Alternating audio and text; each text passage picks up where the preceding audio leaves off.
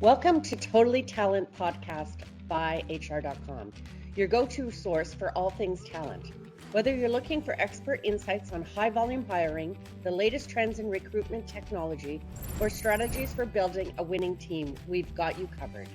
Join us for each episode as we dive deep into the challenges and opportunities shaping the talent landscape today. Let's get started. Hey, everybody, welcome to another edition of Totally Talent here on HR.com. I am your host with the most, Mike Wood, and I have a fun episode today. We're going to be talking all about AI agents, and I'm joined by Mark Chaffey. He was the co-founder and CEO of hackajob. He just got back from India. Hi, Mark. How are you? Mike, thank you so much for having me on the show. I am very well. I just got back from India, as you said, an incredible week in Bangalore, in London this week, and I'm flying to New York tomorrow. So not doing my bit for climate change, but getting around. Yeah, no, but you got your miles though. You got all the miles now, and hopefully you're one step closer to being upgraded to the next level wherever you're flying out of. But so I wanted to talk to you about let's start with hackajob. So tell me about how you got started with hackajob and how it's changed over the years. Yeah, so we founded the business 11 years ago now, which is slightly insane.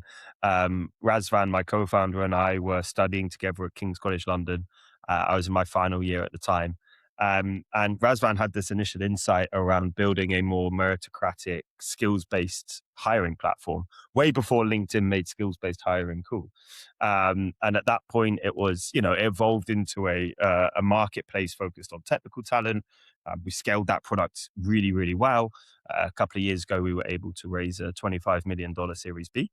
And we raised that in March 2023, which was 4 months after this small application called ChatGPT launched. And I'll never forget the moment Vlad, our CTO, called me and was like, Mark, we've been playing around with LLMs and this changes absolutely everything. We're going to rebuild the core platform from scratch. And I'm like, you mean the platform we just spent 5 years and a lot of money building, Vlad? And he's like, yeah, we're rebuilding from scratch. And so it's now been 3 years of evolving into an AI native business and the agents that come with. So yeah, an incredible 11-year journey. It's almost been 2 or 3 different companies that we've built in that time, and certainly feels that way with the progress with Archer. So it's interesting that you had to throw out the old playbook.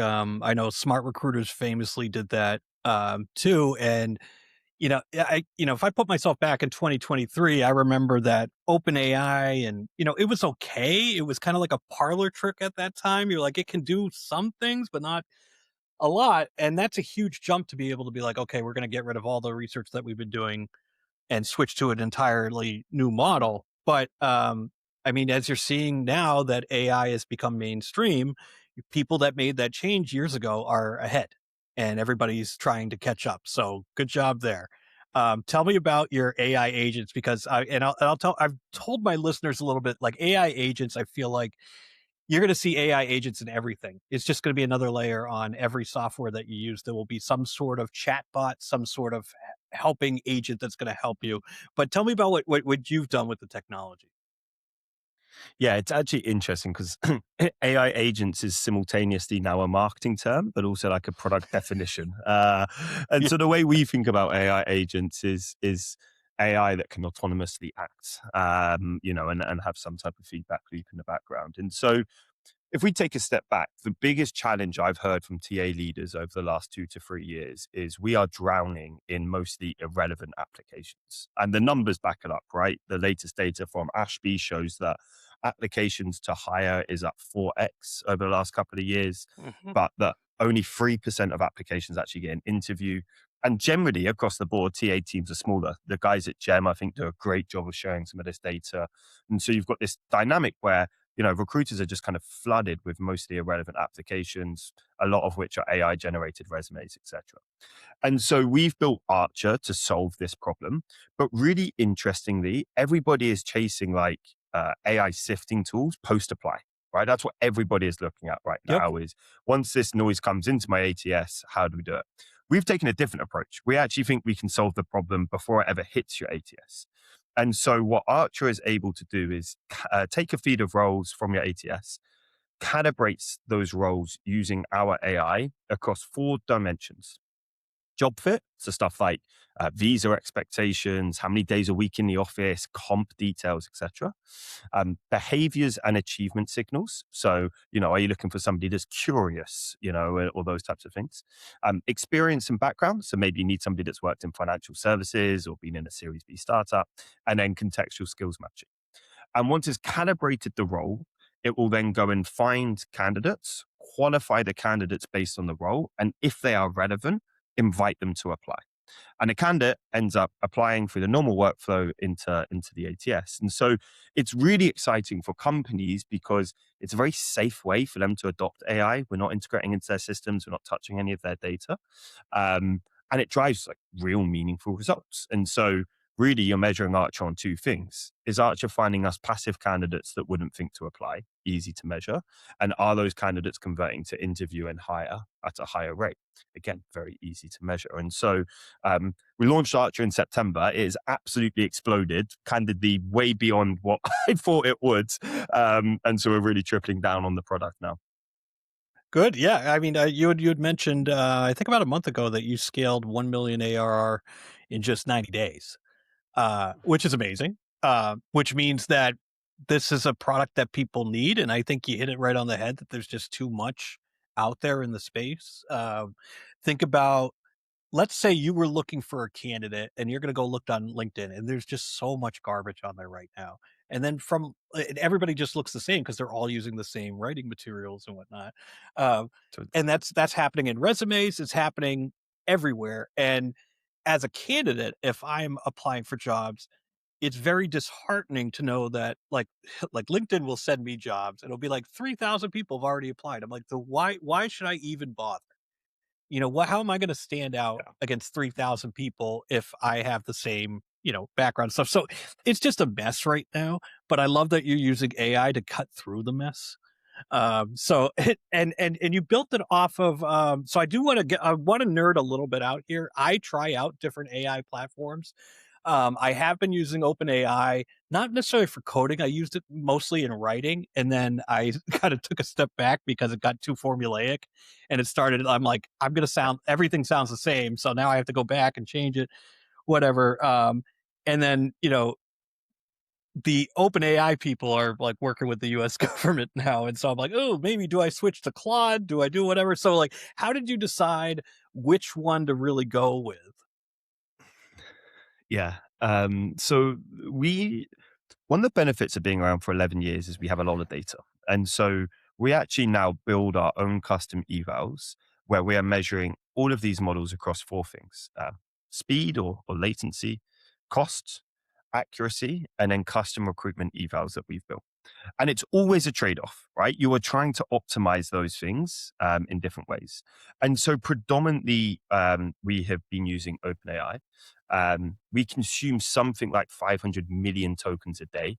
And I recently posted on LinkedIn, OpenAI had this like incredible marketing campaign where they send you a trophy for effectively spending money with them, which is hilarious. And so we've predominantly been on I'll let you know a secret. There's a OpenAI. lot of vendors that do that too. There's a lot of vendors that do that. Hey, it's a good marketing trick. You might see some Archer trophies being sent out. And so, we've been with OpenAI, but actually some of the more recent workloads, we've actually moved over to Gemini. And so I think one of the benefits of being in a kind of application layer business is you can be very promiscuous with each of the models. We don't need to be tied to one of them or not. And actually different workloads will benefit from different models. So if it doesn't need to be real time, then latency doesn't matter as much. We might use a more recent model that's more powerful. If latency is really important, you'll probably use a smaller model. And so we use a lot of the mini versions of the model. So it's been fascinating and it's actually changed a lot. If we go back to 2023, there was a whole meme around like most application companies are just like a ChatGPT wrapper. And so we were like, oh, we've got all of this data. We could fine tune our own model. And so we hosted an open source version of Llama, or Llama is open source, and fine tuned our own model. And then GPT-4 came out and it was way better than our fine-tuned model. And we're like, well, what are we even doing here? Actually, the model development's so quick, we don't need to be fine-tuning. So it's really cool to be playing with this and working with it at that scale. But the reality is we're very promiscuous and we're constantly running the models against our evals to see, in that trade-off between cost, performance, and speed, where should we be for different workloads? It's like, we're hackajob, we're promiscuous. Just that's your new tagline. I'll be your marketing head. 100%, 100%. Well, it's really nuts looking at the market right now and all the different text, tools that are out there. I know interview tech has just exploded, that everybody's trying to take their own version of like transcripts or whatever. Like, what do you see happening in our space? I think the thing that's been really interesting is we haven't seen very many AI native applicant tracking systems. And if you think about system of records as a category, that is like one of the biggest debates in AI right now, is what's going to happen with system of records. And in the CRM world, I think there's 12 AI native CRMs that have raised more than 100 million each. So very, very, very competitive. I would be very interested in your point solutions like MetaView, Juicebox, etc. If they end up evolving to ATSs over time, where they layer more and more of these points together, and they end up coming.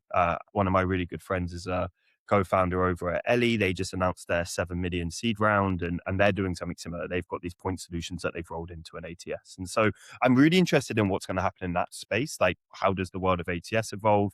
Obviously, the Smart Recruiters acquisition from SAP, was big news last year, and so it'll be interesting to see what they do. Work there, being very aggressive in M&A. I absolutely believe that you will move to like the system of action, or the agents are doing a lot of the work that was done before, and I think that will fundamentally change system of records. Do they end up just being a database that agents sit on top of? So I think that's a fascinating space, really interesting. To your point, interview intelligence, is got competitive. Obviously, Zoom acquiring BrightHire was very interesting to see. And I think that there is so much interesting data you can get from those transcripts, which is great. So I think that's going to be interesting. Obviously, our world is all in that kind of like agentic attraction. One of the analysts used when I described Arch so much, I was like, hey, that's really cool. You're an analyst. You should make that a category, and we can be in your top right corner of that. I liked it a lot. And so what we're really interested in is like the job description and a resume historically are awful documents. Why online recruitment doesn't do a particularly good job is because your primary inputs, your job description and your resume. Actually, with voice agents, you can get a lot more insight into what it is that somebody is hiring for and what it is that makes somebody really special. And so we're using a lot of voice and playing around with a lot of voice to see how does that give us more data and more context to do a better job pre-apply. So our whole world is how do you do a better job pre-apply, which is interesting because actually, ironically, not as many people playing in that space right now. You've got a lot of sourcing agents that are all kind of using the same data. That's where the problem not is. many that are actually thinking about how do you do pre-apply. Totally. I think, so like what I've seen with the interview tech, that would be my synopsis of the TA landscape. So what I've seen with like the interview tech is that what's really going to come through is that screening interview tech that is going to quickly just screen people out. So my wife's a recruiter for a healthcare organization out here in Massachusetts, and like that's a huge part of her job. But it's an annoying part of her job. Like nobody wants to do the phone screen and get halfway through it and find out the person is not really who they say are or have no qualification. You just wasted a half an hour of your time. So I feel like that is something that just has to change. What I do want to ask you about is, there's been a lot of publicity lately about AI being sued for people's information. There's the Eightfold lawsuit, which is not necessarily, it's all whether you have the consent of the person to get this information. So I'm guessing that your information that you get, you tell the candidates, right? You like, if I had Archer reach out to me and it would say, hey, you seem to be a good fit, how do I know what it's looking at? Yeah, it's one of the things that we've really indexed heavily on. We have kind of 5 principles that we use when we think about how we build with AI. And the first one is we're only using first-party consented data. And so the job seeker has to explicitly give us consent in order to use that data.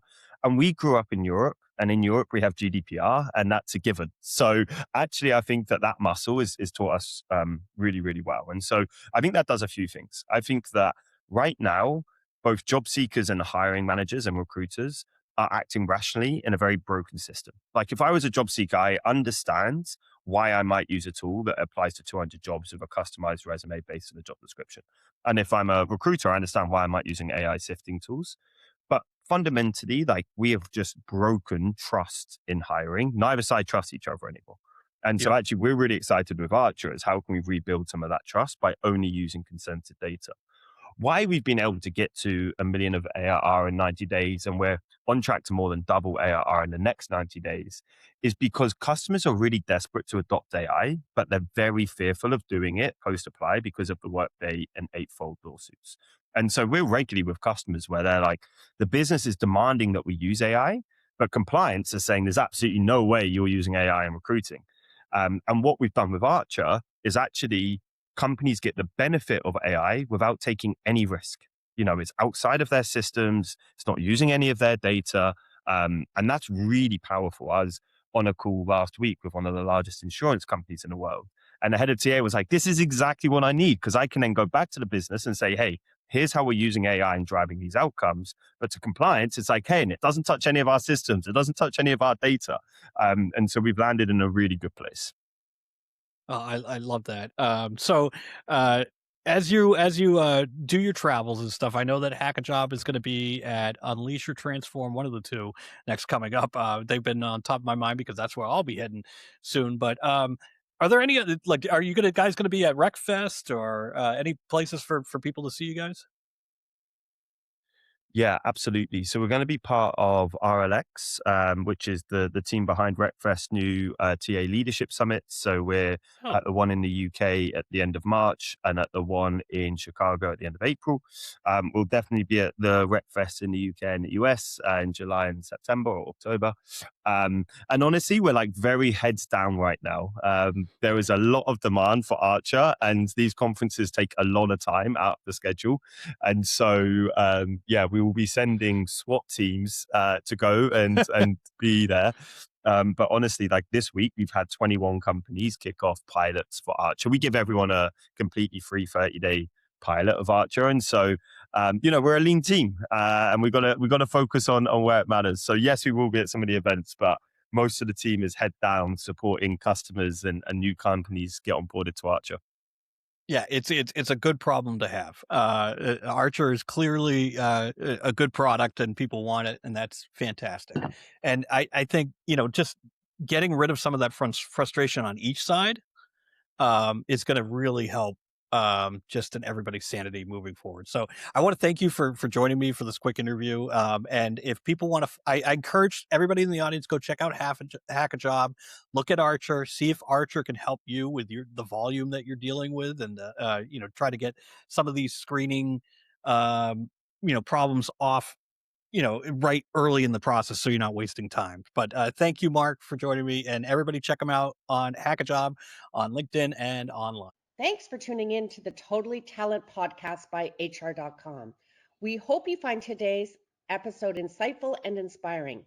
Don't forget to explore more episodes and discover valuable resources at hr.com/podcasts, where you can listen to all of our podcasts.